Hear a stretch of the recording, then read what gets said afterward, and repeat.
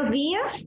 Estamos nuevamente en nuestro streaming semanal, Unidad de Inclusión, con nuestro coordinador Freddy Alonso. Estamos también con parte de la agrupación Vida Down.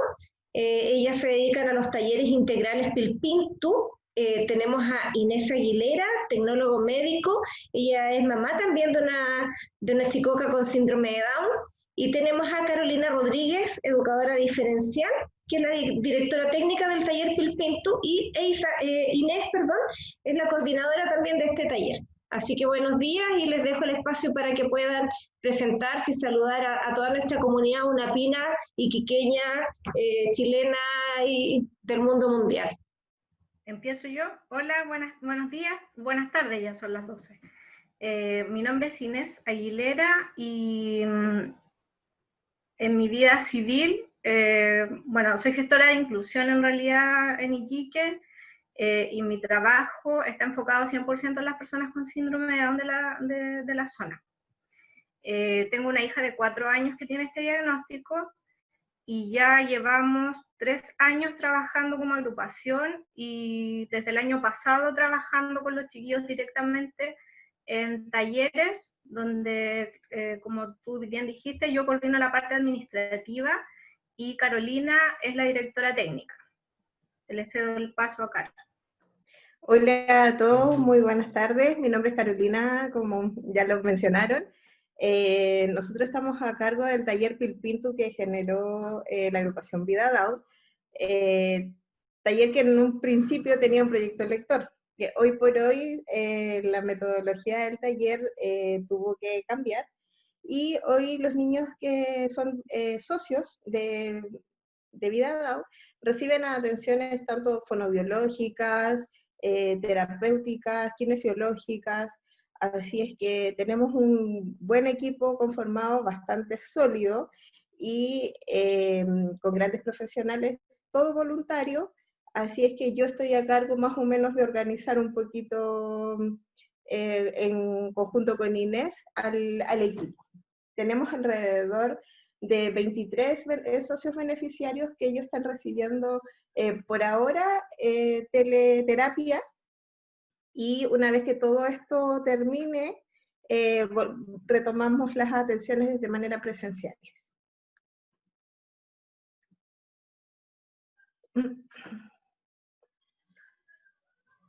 Ya que se presentaron, yo les doy la bienvenida también a este espacio tan bonito que se está creando cada semana, donde aprovechamos de conversar un poco, de acercar el lenguaje, de acercar también los conocimientos a la población, en relación a la ciencia, en relación a condiciones de discapacidad, la pandemia que nos está afectando hasta el día de hoy.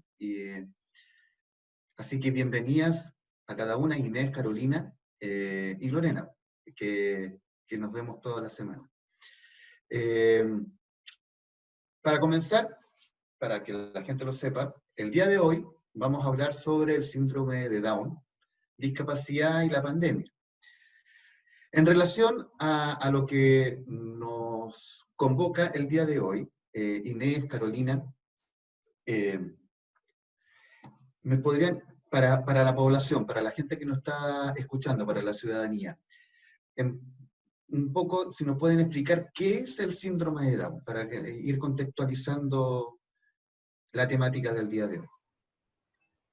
Bueno, el síndrome de Down es la condición más conocida relacionada con discapacidad intelectual. Se da en todas las partes del mundo. La mayoría de las personas lo reconoce a simple vista porque tienen rasgos físicos característicos.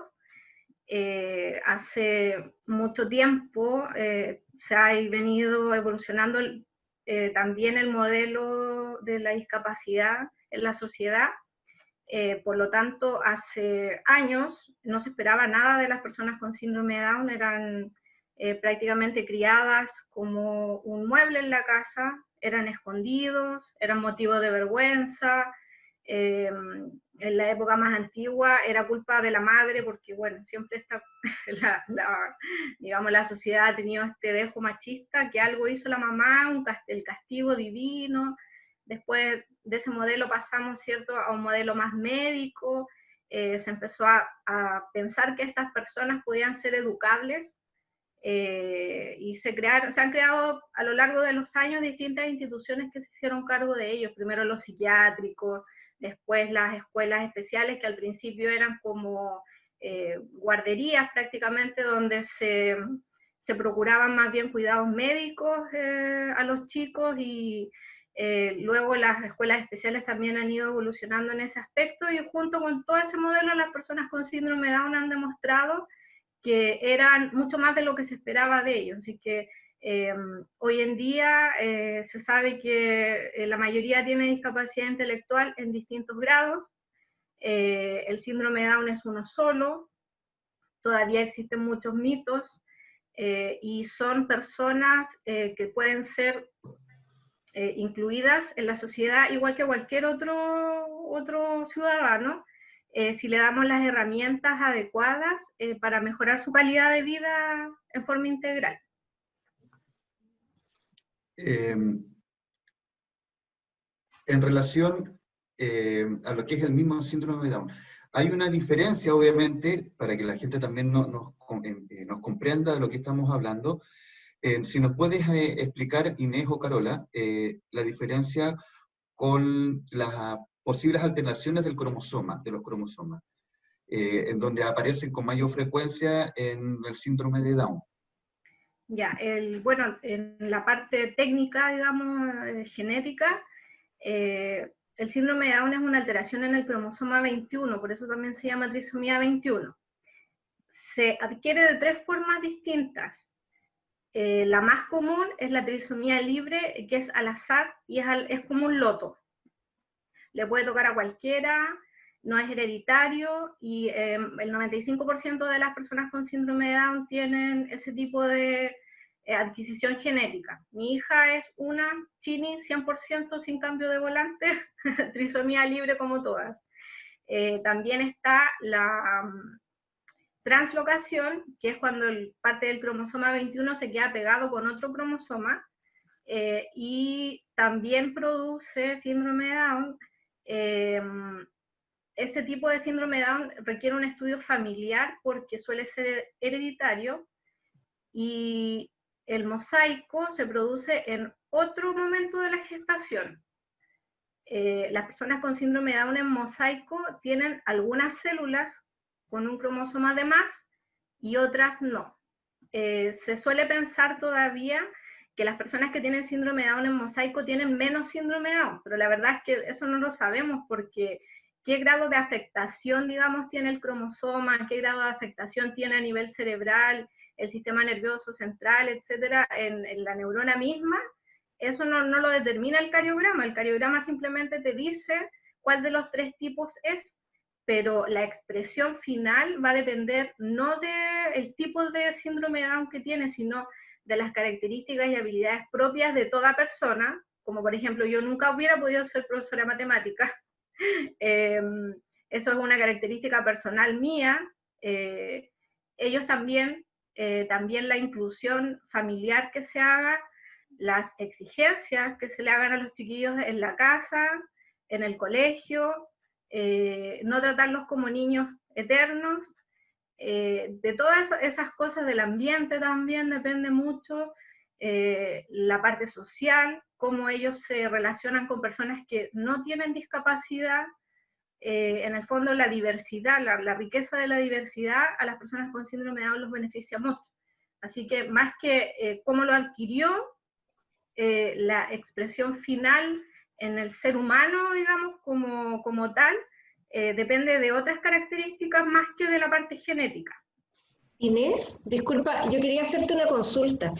Ese cariograma al que tú te refieres, el examen, que determina finalmente qué tipo de síndrome de Down tiene la persona, ¿dónde se hace?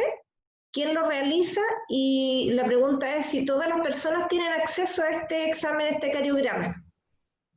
Mira, tu pregunta es súper interesante, Lorena, primero porque vamos a hablar de PCR, que es una palabra o una sigla que está muy en boga últimamente porque el examen COVID y el cariograma se relacionan mucho en ese aspecto por las técnicas genéticas que se utilizan. El cariograma en este caso también es un examen genético. En el sistema público, todos los niños que nacen ahora, según el protocolo actual, se le hace el cariograma en el hospital. Tiene un tiempo de demora tremendamente largo porque hay lista de espera. Ya en el sistema público hay lista de espera.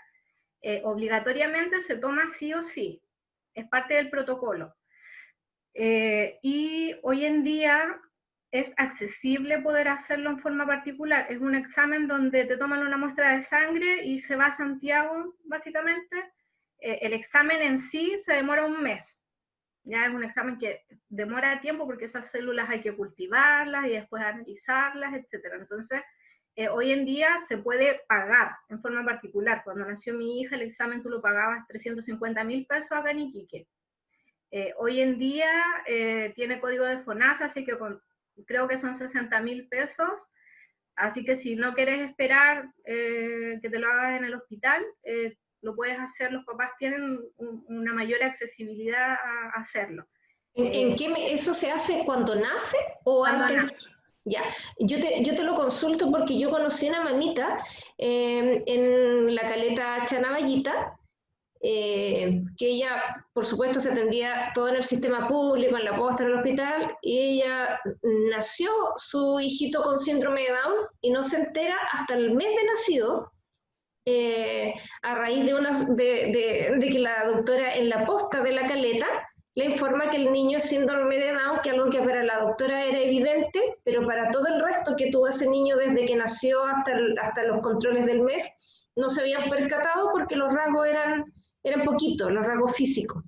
¿Te fijas? Entonces, igual es preocupante que todavía existan dos Chiles, ¿te fijas?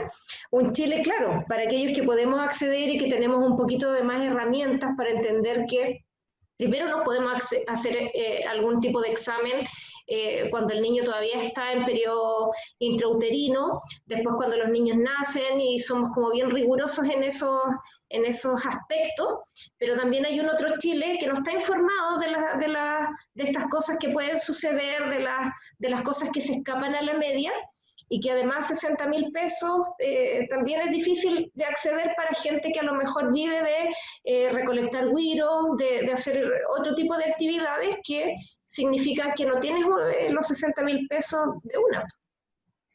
Sí, y ahí hay otro problema porque, bueno, mira, no es un problema, sino que la mayoría nos enteramos cuando nacen los niños, ya en el momento del parto. De hecho, es una noticia que no es muy agradable porque tú durante el parto, o sea, durante todo el embarazo te hiciste una idea de un hijo X y te nace un hijo con una diferencia, tus expectativas cambian completamente. Entonces, yo siempre lo vi así, yo que soy del área de la salud, yo dije, mira, primero, el ginecólogo está observando a un ser humano en desarrollo dentro de otro ser humano. Entonces es diferente que yo voy, por ejemplo, y me tomo un examen de sangre y me dicen, usted tiene diabetes o no tiene. Es distinto porque acá tú estás viendo a un ser humano que está en desarrollo todavía. Entonces depende mucho, primero, de la experticia del ginecólogo poder darse cuenta antes de ciertos indicadores que no son 100% digamos, fidedignos en la parte ecográfica, porque hay cosas, hueso nasal presente, te dicen. Ya, descarta síndrome de Down, así con esas palabras. Yo nunca me voy a olvidar que a mí el ginecólogo me lo dijo. O sea, ¿por qué? Porque en cierta etapa de la gestación, el hueso nasal en los niños con síndrome de Down todavía no se desarrolla, como ellos tienen la nariz pequeña, entonces no se logra ver. A mi hija sí se le veía. Y mi ginecólogo, no, él me dice, ya, primero translucencia nucal está así como más o menos, no está buena. Ya, ese es un indicador. pero no te dice el niño tiene síndrome de Down, tiene qué, no se sabe. Después, ya, hueso nasal. Después, el largo del fémur. También en Chile tenemos una media de patas cortas. No somos alemanas, no somos alemanes aquí, pues entonces tú dices, bueno, ¿será que la mamá tiene las patas cortas o la guagua tiene realmente? Entonces son cositas que se van sumando y tu médico en algún momento te dice, mira, tengo dudas o tengo ciertas preocupaciones, tengo dos caminos. Seguimos controlándote acá así, con esta bola de cristal, o te mando a Santiago a hacerte una amniocentesis, que significa un 1% de riesgo de aborto, significa ir a Santiago, tomarte el examen, pagar todo eso tú, y el resultado final es igual, esta guagua van a ser igual, yo igual tengo que seguirla controlando hasta el final. Si esta guagua durante el desarrollo yo veo, me dijo el doctor así con estas palabras, que se va complicando, veo que hay órganos que están comprometidos, qué sé yo, yo te voy a decir y nos vamos. O sea, esa guagua no puede nacer acá en Iquique. Pero si yo veo que esto sigue estable, yo no necesito que te hagas el examen. Entonces yo entre mí dije, y lo pensamos mucho con mi esposo, es nuestra hija, la vamos a amar igual. Entonces, ¿necesitamos el examen? No. Pero la mayoría se entera, todo el embarazo lo pasan como que no pasara nada. Yo siempre tuve esa incertidumbre de que mi hija podía tener algo. La mayoría no. Pero al momento ¿Esas inquietudes empezaron a partir de qué mes de gestación? Para calcular más o menos ese periodo de incertidumbre que viviste. Desde las 12 semanas, wow. 10 semanas, yeah. Fue casi todo el embarazo. Claro. Todo el embarazo. Entonces, cuando nacen los chiquillos, también la experticia del profesional que atiende el parto y que les hace la primera revisión, porque hay ciertas características cuando nacen que son evidentes en algunos, pero en otros no. En otros pasan como que el niño no tiene nada, y la verdad que lo que va acusando son los rasgos a medida que crecen. Entonces, por ejemplo, en mi caso, el doctor ya tenía una idea, el neonatólogo, porque el ginecólogo se lo había dicho. Entonces él verificó, tiene observación de que sí tiene síndrome de Down, pero tiene que hacerse el examen. Yo subí una foto de ella cuando recién nació en mi Facebook, y me habla una amiga que es matrona y me dice, Inés, bueno, dentro de toda la conversación al final, ¿cómo estás? Le cuento y me dices que por eso te hablo, pero no sabía cómo abordarlo, tu hija tiene síndrome de Down. Ella solamente le vio la cara. Y al primer control en el consultorio, que va la mamá con el bebé que a los 7 días, igual, yo entré y la matrona me dice, ¿cómo estás? Yo le digo, bien, y ella me tomaba la mano y yo no sabía por qué.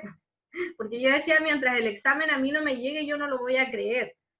Porque yo, aparte de mi ginecólogo, me veía en el aro en el hospital, y allá me decían que mi guagua no tenía nada. Entonces yo decía, mira, son 5 médicos contra 1. Pero yo igual, fiel con mi ginecólogo, hasta el final me atendí con él. Entonces, cuando termine la grabación, ¿nos podrías dar los nombres para no ir? Por interno. Entonces, por eso te digo que depende mucho de la experticia ecográfica del médico, y de la calidad, obviamente, del ecógrafo que tenga, del equipo que tenga el médico, igual es importante. Así que, y claro, y la matrona en el consultorio me lo dijo al tiro. La Leticia tenía 7 días, y ella me dice, no, me dice que la Leticia tiene síndrome de Down, me dice, por eso yo te pregunto, ¿tú cómo estás con esta noticia? Entonces la mayoría de las mamás nos enteramos así. Yo creo que en el caso que tú comentas de la Caleta fue así, o sea, la guagua nació, a lo mejor los rasgos no eran tan evidentes, o el profesional no era lo suficientemente experto en la materia. Muchas veces la matrona atendió muchos más partos que el médico, entonces tienen más ojo en ese aspecto, más que con el acceso en sí, porque el protocolo de acá regional, que trabajamos 3 años con la Macarena Parada como agrupación, trabajamos directamente con los médicos de los consultorios, se trabajó con el hospital, con el laboratorio del hospital, y todos los entes que están asociados, con Teletón, con todos, con los CEFAM, dice que al momento de nacer se le tiene que tomar el cariograma. Lo que pasa es que la lista de espera es enorme, pero se les toma. Finalmente, según el protocolo que se lanzó ahora en marzo o en abril, si no me equivoco, pero incluso está publicado en la página de acá del Servicio de Salud Iquique.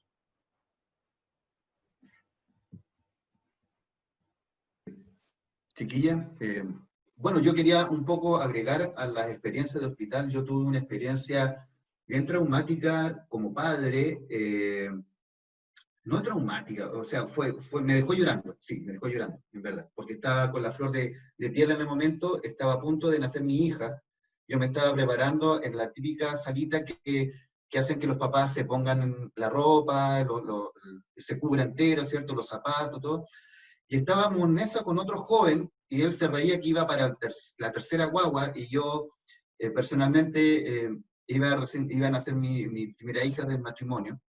Entonces estaba súper nervioso y entra llorando a esa sala a sacarse la ropa un padre que venía recién a enterarse que recién había nacido su hija y recién se enteró de que su hija tenía síndrome de Down. Nos dejó llorando los dos papás que nos estábamos vistiendo. Esas son las circunstancias que también el hospital, dentro de la atención, del buen trato hacia la ciudadanía, también debe de considerar, porque ni siquiera le dijeron tiene síndrome de Down. Voy a decir una palabra que está prohibida para nosotros mismos. Su hija viene mongólica, ¿ya? Y eso, obviamente, fue lo que le marcó en ese momento, porque era lo único que repetía. Él, mi hija es mongólica, mi hija, así, todo el rato, y nos dejó sumamente emocionados, y mi hija nació mientras yo lloraba, pero yo lloraba por la otra persona. Esas cosas son las que tenemos que ir cambiando como sociedad, y es por eso que cada uno de los que hemos, por años, tengo que decirlo, yo a Inés y a Carolina lo conozco hace muchos años, igual que con Lorena, sí, con Lorena antes de trabajar en la universidad también nos conocíamos de antes, y hay mucha gente en Iquique que lleva muchos años, muchas décadas trabajando para la inclusión de personas en situación de discapacidad o que tengan alguna condición especial. Y el trabajo ha sido bien fuerte, pero todavía nos falta sobre todo conciencia. Se ha intentado trabajar la concientización de las temáticas de discapacidad, pero aún nos falta en el hospital. Es cosa de ver cuando cada uno de nosotros ha tenido que acompañar a nuestros papás por el tema de medicamentos, porque son adultos mayores en cuarentena. Lorena le ha tocado también, y vemos también la falta de preocupación por acercar también ese tipo de atenciones. Tenemos que ir forzando nuestra sociedad. Eso lo tenemos claro. Chiquillos, para ir continuando con el tema. Dignidad y derechos de las personas en situación de discapacidad, ¿ya? No discriminación e igualdad de oportunidades, integración y normalización. Ahora me gustaría que, en relación a ese tema de inclusión, justamente, Carolina, en relación ya, enfocándonos, me gustaría que pudiéramos profundizar un poquitito en lo que están realizando justamente con Inés, en esta tarea tan bonita, a través de un taller, que es justamente atender la dignidad y derecho, la igualdad, la integración y la normalización. Ya. Bueno, Freddy, mira, te cuento, nosotros con Inés nos conocimos el año pasado por una charla que ella fue a dar al establecimiento donde yo trabajo. A raíz de eso, seguimos manteniendo contacto y ellos tenían un proyecto con otra mamita, que era un proyecto lector, en donde a mí me invitaron a participar de este proyecto, y yo llegué a trabajar, si mal no recuerdo, fue como entre septiembre más o menos, llegué a apoyar a las chicas. Y resulta que el proyecto partió desde la necesidad de enseñarle a leer a los niños con síndrome de Down. Porque como tienen una discapacidad intelectual asociada, muchos establecimientos no lo hacen. Y suena aberrante, suena terrible. Entonces, ahí ya tenemos el primer punto, que es una desigualdad horrorosa no les enseñan a leer a los niños porque tienen esta discapacidad intelectual asociada. Entonces, es como, ¿para qué? A raíz de eso, como te digo, nace este proyecto en donde se conformó con los niños que son socios de la Fundación Vida Down, y después vino todo lo que era el estallido social y todo el asunto. Durante el verano se hizo un llamado a voluntarios que quisieran participar de este proyecto con la idea de este año volver a realizarlo. En función de eso, llegaron una cantidad de voluntarios que tú no te imaginas. Teníamos fonoaudiólogas, llegaron kinesiólogos, terapeutas ocupacionales, psicopedagogas. Entonces, con la Inés llegó un momento en que dijimos, oye, ¿qué hacemos con esta cantidad de profesionales que tenemos? Porque teníamos que volver a reestructurar el taller. Era un kinesiólogo, había que sacarle el partido de lo que él hace. Entonces, en función de eso, nacieron las terapias integrales para los niños.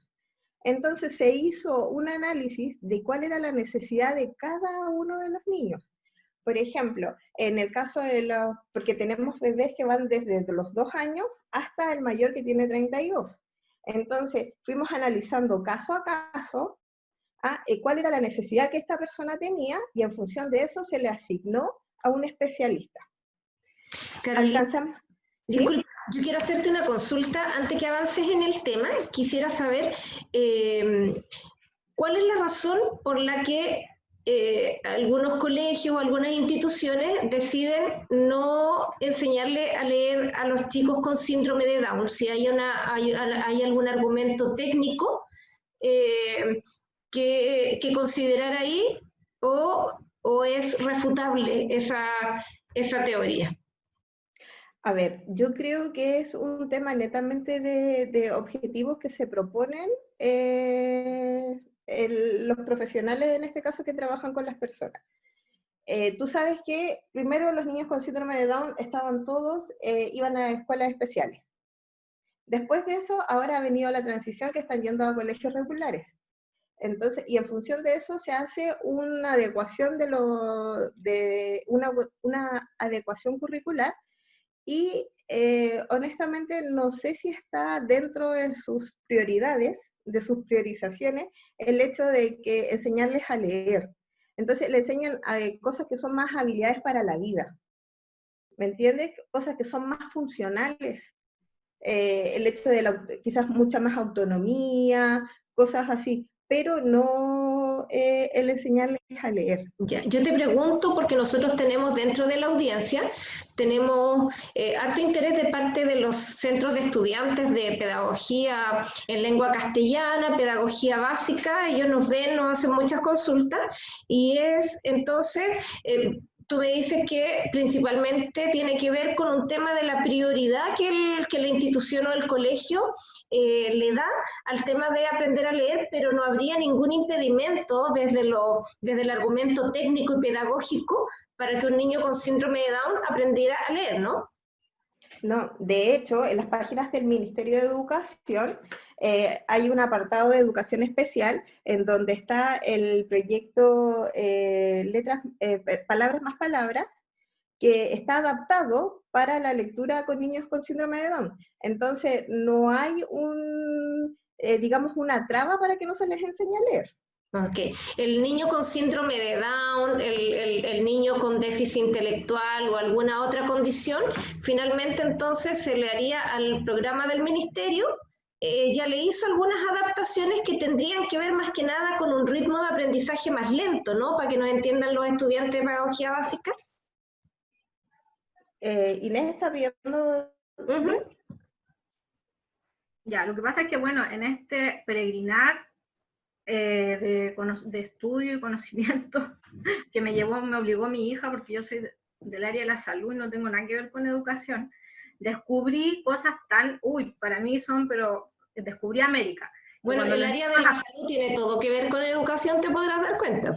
Sí, pero mira, yo aprendí con mi hija mayor que cuando un niño aprende a leer, eso no significa que aprenda a escribir automáticamente. aprendí que son habilidades completamente distintas, y yo pensaba que era lo mismo, o sea, Claro. Son habilidades diferentes que se trabajan en forma paralela en el tiempo, pero que son absolutamente, como bien dices, distintas. Y también aprendí que hay distintos métodos para enseñar las cosas.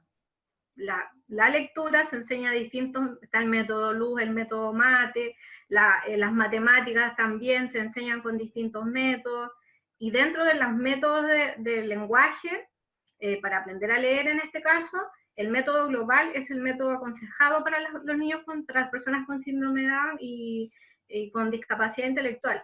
Las personas con síndrome de Down son muy visuales.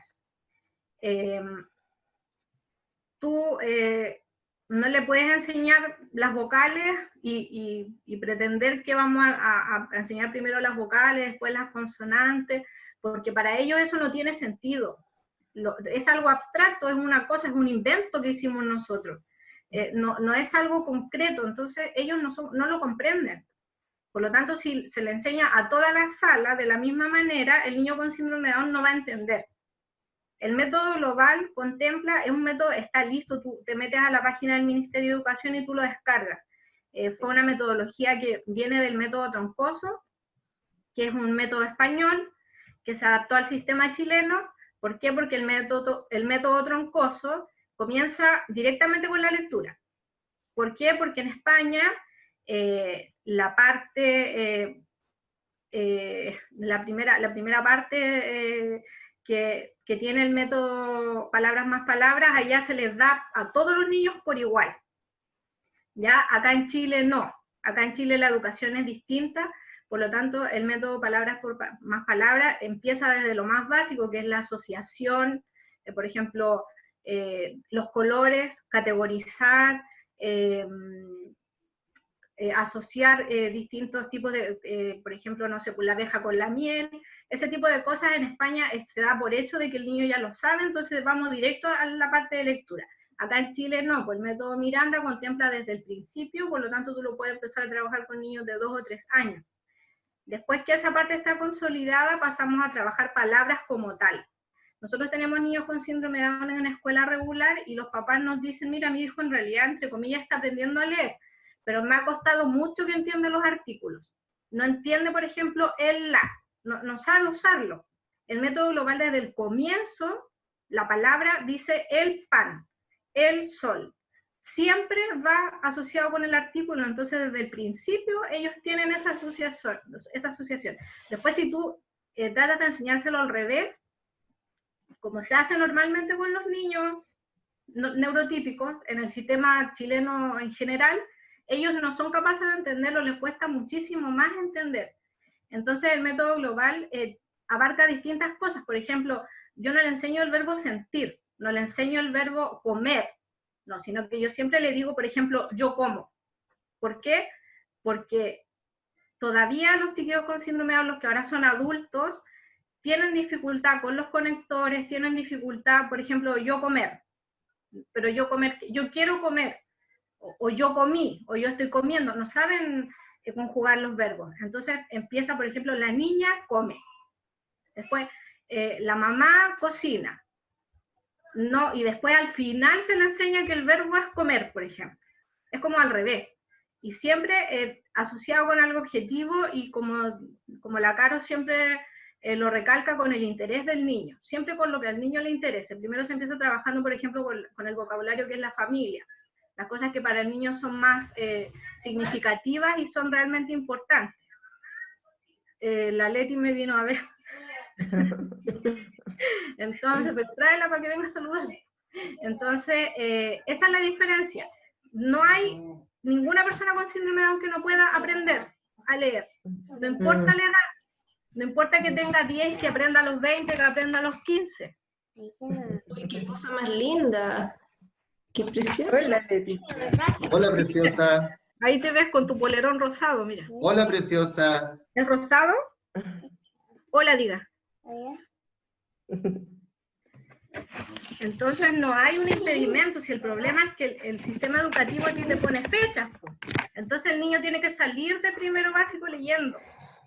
Resulta que hay... Pero ¿sabes que eso es un mito? Eso, el sistema educacional chileno dice, en una cuestión curricular, que el niño en segundo básico tiene que leer. Ahora los colegios, por esta cuestión del rating y de hacerse famosos a sí mismos, o de la autocomplacencia, es que lo hacen en primero básico, pero el sistema está diseñado para que el niño lo complete en el segundo. ¿Te fijas? Claro, el tema de la competitividad, son cosas que nosotros cuando estamos en contacto o vivimos a diario con personas que tienen discapacidad o alguna condición, aprendemos que esas cosas no son determinantes para la vida. O sea, si tú te pones un plazo de que el niño tiene que aprender a leer en segundo básico, no significa que no le vamos a enseñar a leer nunca, no importa que esté en cuarto, que esté en quinto, que esté en sexto, que esté en proceso, lo importante es que lo haga. Para nosotros el tema de la lectura es fundamental porque para nosotros aprender a leer es un derecho que tienen las personas. O sea, la cantidad de información que se le niega a una persona que no sabe leer y la independencia, la autonomía que se le niega a una persona que no sabe leer si tú te pones a pensar, es súper discriminatorio. O sea, todas las personas tienen el derecho de aprender a leer, porque yo tengo que aprender a andar en micro, tengo que saber que esta micro me sirve a mí para ir a tal lugar.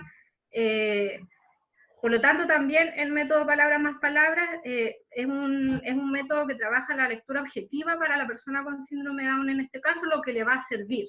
Claro, y en el fondo refuerza las mismas habilidades para la vida que nos comentaba Carolina, que sostienen los colegios, las instituciones que no les enseñan a leer, porque las habilidades para la vida empiezan, claro, con el lavado de manos, quizás con la higiene, el lavado de cara, la presentación personal, pero no se quedan ahí, po. Cuando la persona tiene que ir al supermercado, tiene que elegir las cosas, o tiene que, acceder a un texto, para poder manejarse en la vida, un paradero, tiene que leer, pues, y eso también es una habilidad para la vida, así que yo creo que está súper sustentado desde ahí.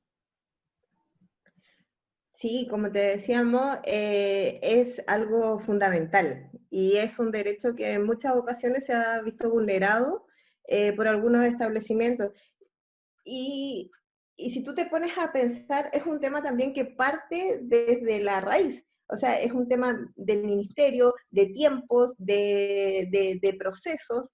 Entonces, pero yo siempre he dicho, en Chile todavía nos falta mucho camino por recorrer. O sea, estamos ultra mega atrasados. Pero sí debo confesar que siento que igual hemos ido avanzando. Quizás no estamos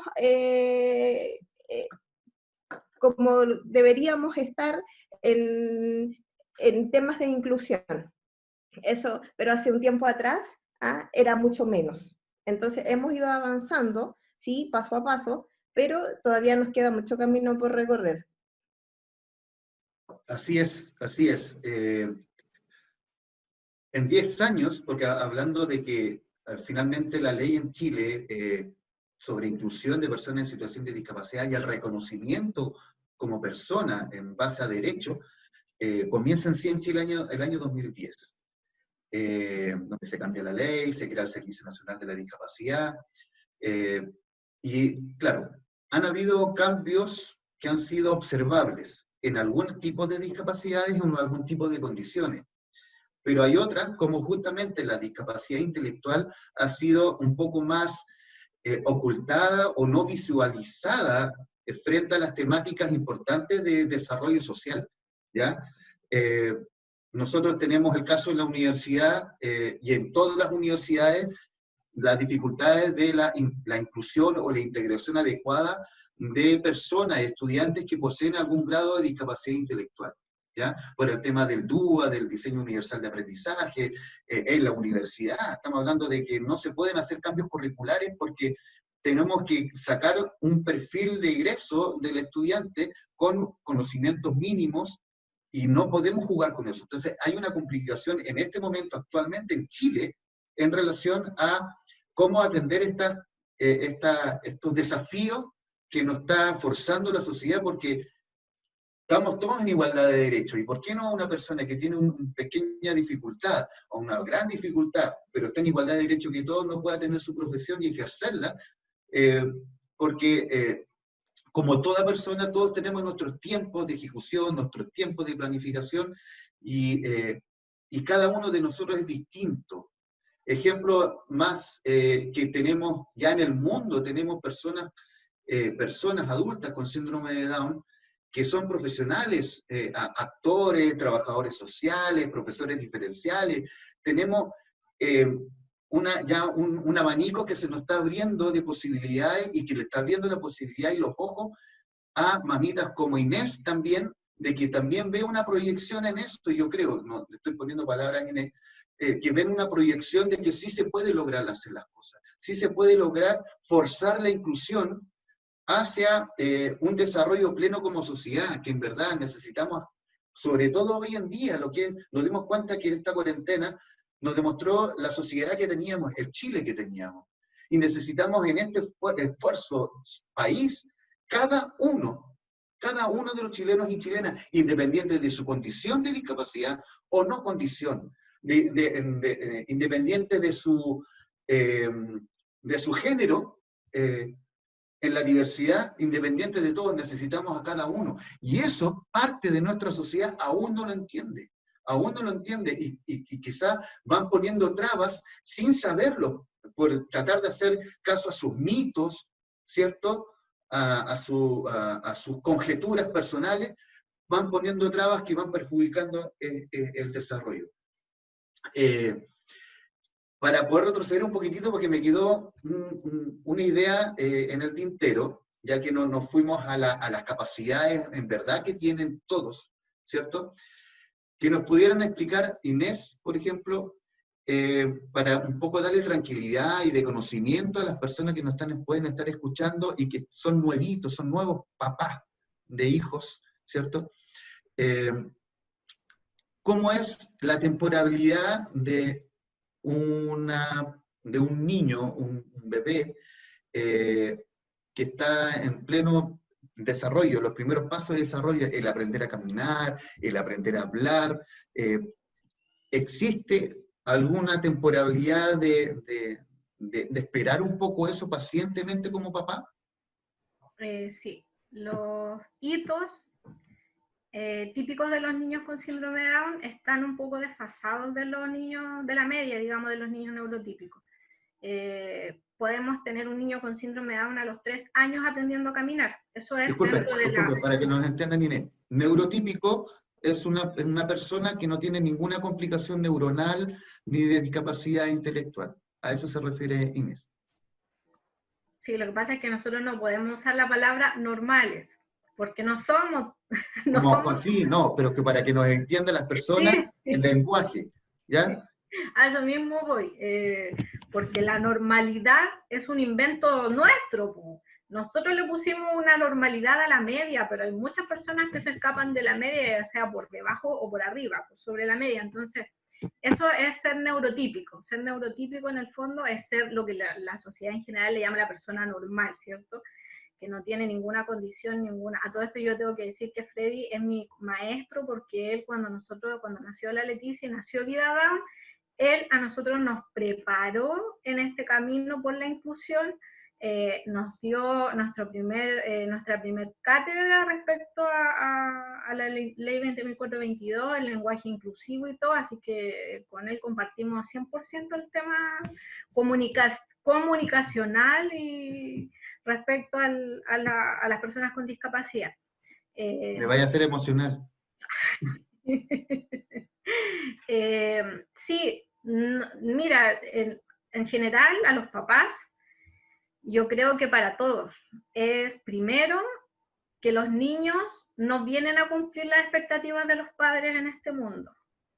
Si yo quería ser astronauta y mi hija no quiere, ¿qué voy a hacer? Si yo quiero que ella estudie algo del área de la salud y resulta que mi hija mayor me salió artista porque a ella le gusta dibujar, ese tipo, y le gusta cocinar, y ella no tiene ninguna discapacidad. Entonces, al final, estos hijos que vienen con un regalo adicional o con un desafío adicional, si no todo acá es bonito, no vamos a decir acá que nosotros no lo hemos pasado mal. Pucha, yo con la Leticia tenemos un nivel así de choque, porque ella me desafía y yo la tengo que desafiar, porque ella tiene que entender que yo soy su mamá, no soy su amiga acá en esta casa. Entonces, no es fácil, no es fácil. Yo no quiero decir que esto sea todo color de rosa, no, es difícil y es un camino largo.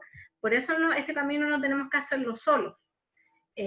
Necesitamos sentirnos acogidos por otro padre o por otro alguien que te diga, mira, sí, esto es así, pero no te preocupes porque esto no va a durar toda la vida.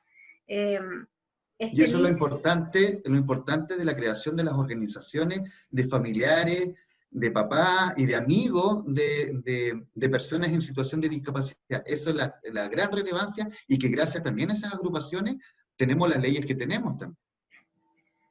Claro, porque, bueno, volviendo al tema de los hitos, sí, en las personas con síndrome de Down los hitos están un poco más desplazados en el tiempo.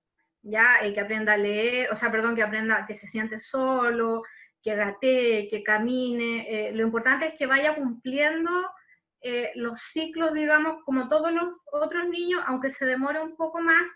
Nunca pensar que no lo va a hacer, sino que siempre seguir intentándolo. Siempre seguir intentándolo. Yo sé que es difícil, pero no hay que darse por vencido en eso. Yo tengo problemas con mi hija en la parte conductel, entonces ahí es donde chocamos, pero ahí dándole la pelea, porque en algún momento ella lo va a tener que entender.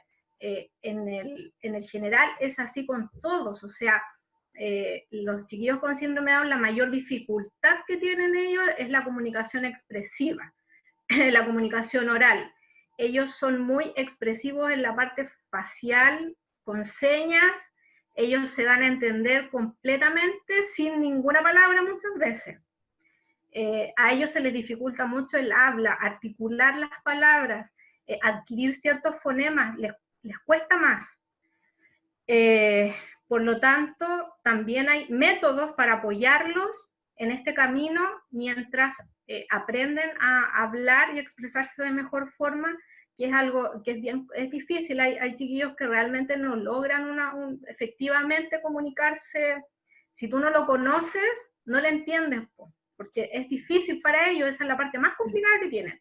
Inés, quisiera agregar ahí que la temática igual de los hitos que van desfasados tienen de todas maneras una explicación bien desde el ámbito de la salud, desde lo biológico, porque los niños con síndrome de Down generalmente tienen hipotonía, que esto es una condición muscular que es muy débil.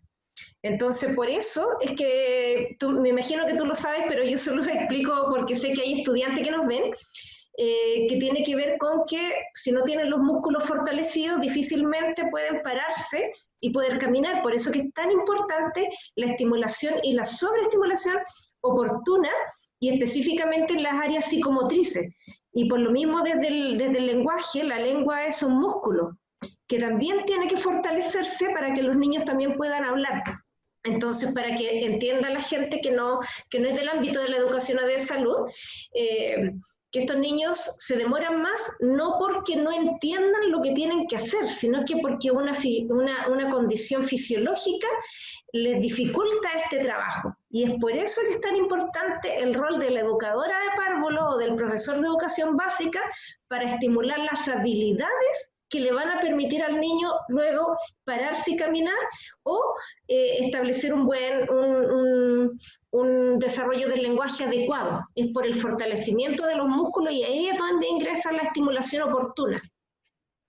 Sí, y agregar la importancia también cuando se realizan el trabajo colaborativo en los programas de integración escolar, en los establecimientos de educación básica sobre todo, que la articulación con los docentes del equipo PIE, del equipo Programa de Integración Escolar, con los docentes que le hacen clase al estudiante con discapacidad, es importante también incluir al profesor de educación física, ya que hablaba la Lorena de eso, me acordé de eso.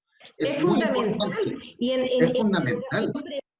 También contratar profesores de educación física y que desarrollen la actividad curricular de psicomotricidad. Es fundamental. ¿Por qué? Porque normalmente la articulación se realiza en las asignaturas claves para el desarrollo académico, lenguaje y matemática. Listo, ahí está la articulación. Y si va incorporando, hasta algunos eximen de inglés, por las dificultades de no poder tampoco absorber la lengua madre, no pueden absorber adecuadamente una lengua extranjera. Pero la importancia del profesor de educación física, que es transversal. O sea, hablando de la musculatura que nos sirve para todo tipo de desarrollo, es esencial que cada colegio también realice una buena inclusión de los profesores de educación física en el desarrollo académico de los estudiantes. Así que quería acotar eso. Carolina, ¿tú querías decir algo por ese tema?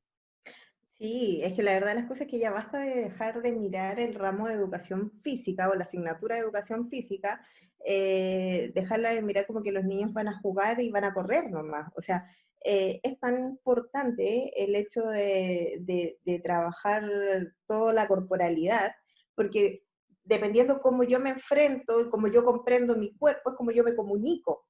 Entonces, es bastante importante. Ahora, con respecto a lo que decía Inés, es en el caso de los más pequeñitos, que tienen, por ejemplo, problemas porque tienen una lengua más ancha, entonces le cuesta también el hecho de poder la comunicación oral.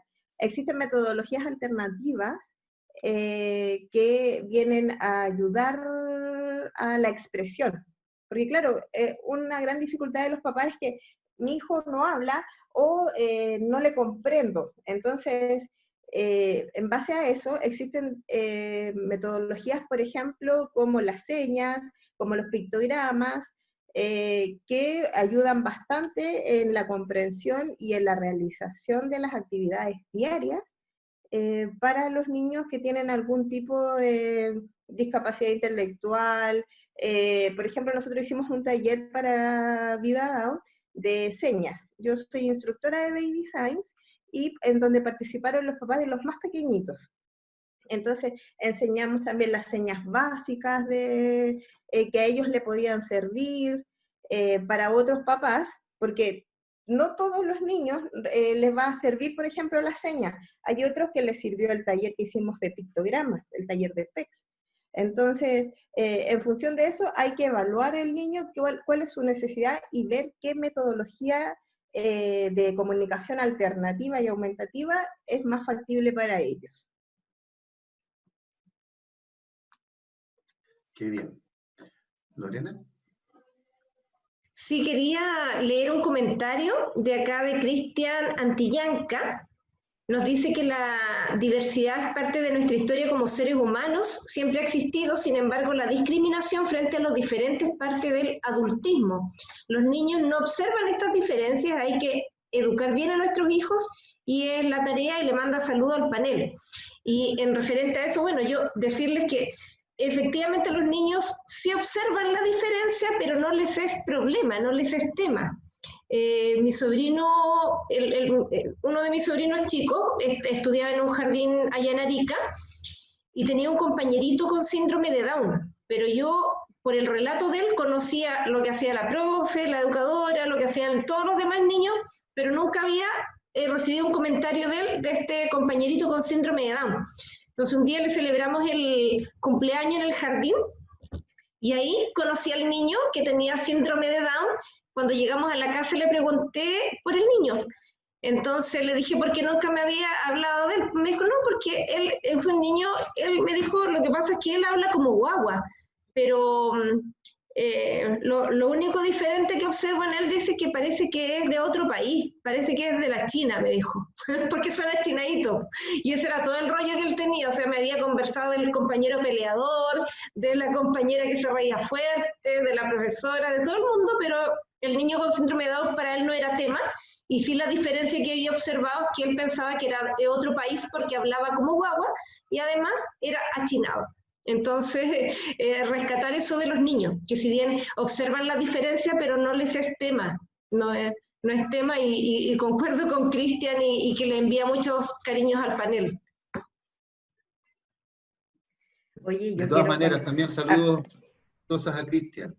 Nos acordamos mucho de ustedes. Yo quería contarles una pequeña, hacerle como un paréntesis en realidad, porque yo atiendo a la hija de la Inés. y paralelo a eso también atendía, te tapa la cara. Y también paralelo a eso atendía a otro joven más adulto. Entonces, ¿qué sucedió? Que un día mi hijo mayor me dice, mamá, ¿por qué? Y me hablaba del hermano de la Leticia. Entonces yo le decía, pero si la Leticia no tiene hermanos. Y me decía, sí, ese niño que tú también lo atiendes, y me dio el nombre del niño. Entonces yo le digo, no son hermanos. Me dice, mamá, pero si son iguales. Y claro, él asociaba los rasgos faciales con que eran hermanos porque se parecían mucho. Y punto. Y eso era como la asociación que él hacía.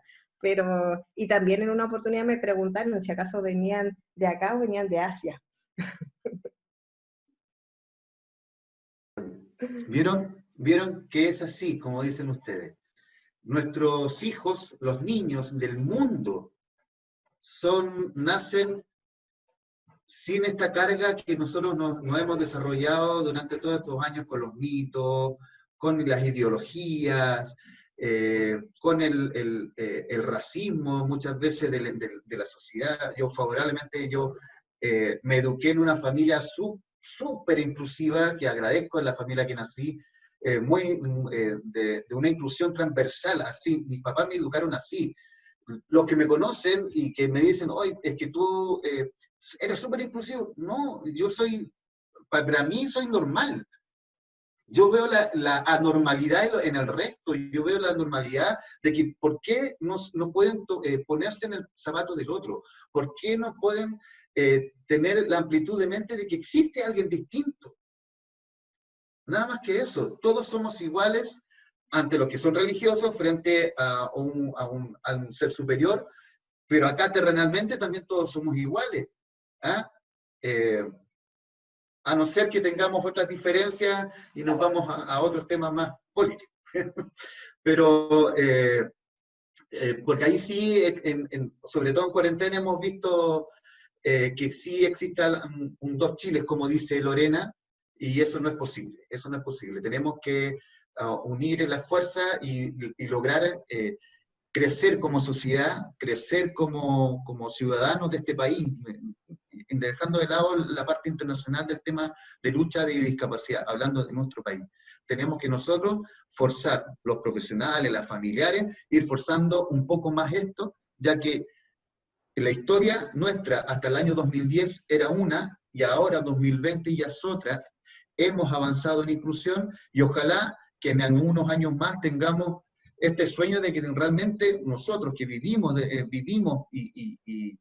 y nos activamos con la inclusión, tengamos una sociedad al menos en un porcentaje mayor, más inclusiva de lo que soy. ¿Ya? Yo, por la hora, Lorena, sí, Sí, no, quería agradecer. Sí, como bien dices tú, hay un trabajo que conversamos la semana pasada con Cristian Cortés de Senadi, que era tan importante la intersectorialidad porque nosotros entendemos que esto es una mochila tan pesada que si la llevamos entre todos la va a hacer más liviano. Así que pretendemos mantenernos por mucho tiempo más en comunicación con Inés, con Carolina, que yo personalmente la conozco hoy y ha sido un gusto. Con Senadis, con el Compin en el hospital, con la María José de Coanil que nos está viendo también y que también la vamos a invitar al panel en otra oportunidad. La próxima semana tenemos unas invitadas desde un país hermano, Colombia, que nos estuvieron viendo a través de los streaming y van a estar con nosotras. Entonces, esto tiene que ir creciendo, tenemos que permanecer dentro de esta comunicación, mayormente en estos tiempos de pandemia donde todos los accesos se hacen más difíciles y poder ir colaborando entre las distintas instituciones y las distintas unidades que nos dedicamos al ámbito de la inclusión. Bueno, sí, también así las palabras al cierre, lo que dice Freddy, esta pandemia visibilizó a todo el mundo lo que nosotros ya sabíamos, que había chilenos de segunda categoría, las personas con discapacidad no son prioridad para nadie, más que para las familias y las organizaciones, y eso no puede ser porque finalmente, si vamos a la parte práctica y hablando fríamente, tú pierdes a una persona que podía insertarse activamente en la sociedad, en lo laboral, ser un aporte para su familia, en vez de ser una carga. Entonces, ¿por qué seguirles negando este acceso que les corresponde por derecho? O sea, ellos tienen derecho a ir al colegio porque tienen derecho a trabajar cuando sean grandes, po. Entonces no es una posibilidad que yo le voy a decir a mi hija si ella quiere trabajar o no. No, es una obligación de ella como persona adulta. Va a ser una obligación de ella.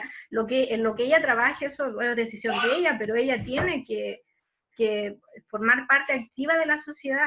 Y es lamentable que seamos los papás los que tengamos que pelear por este espacio para los niños y sentir todavía que nos están haciendo un favor, porque no es un favor.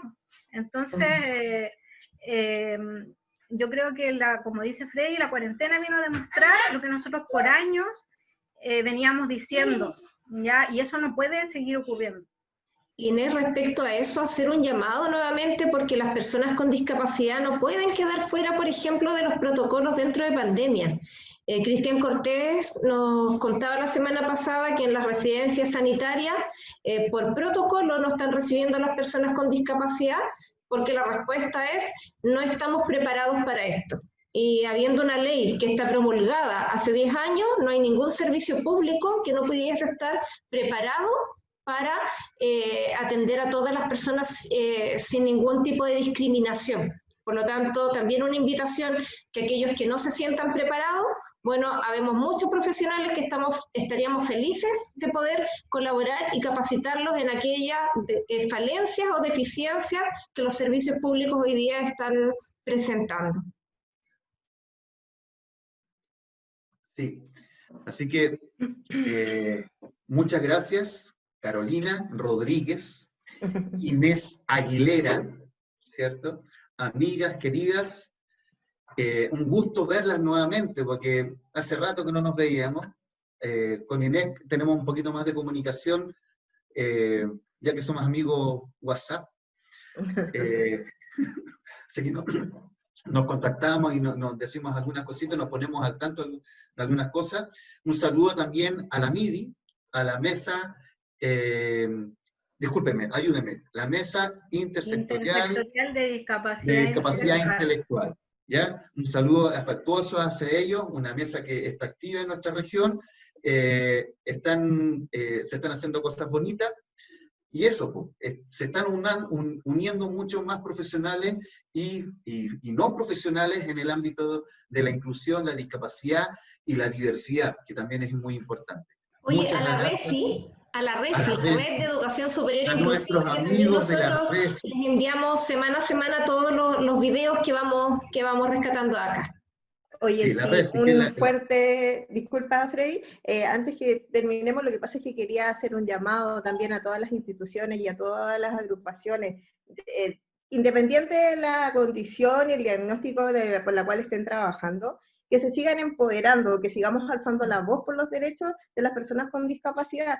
Esto tiene que seguir avanzando.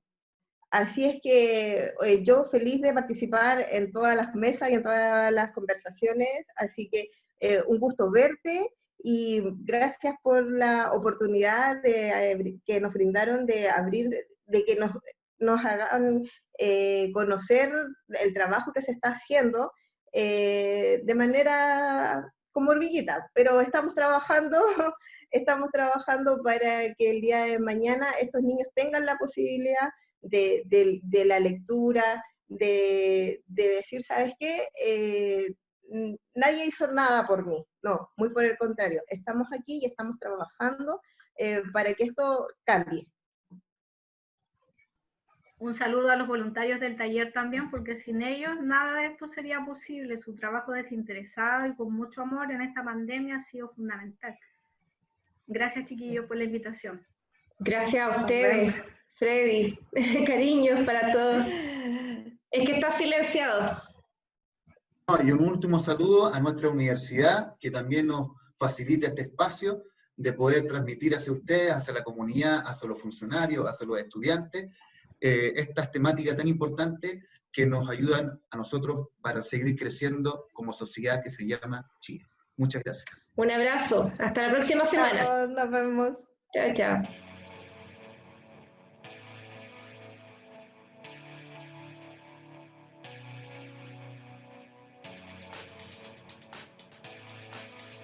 Universidad Arturo Prat, la universidad que quiero, acreditada.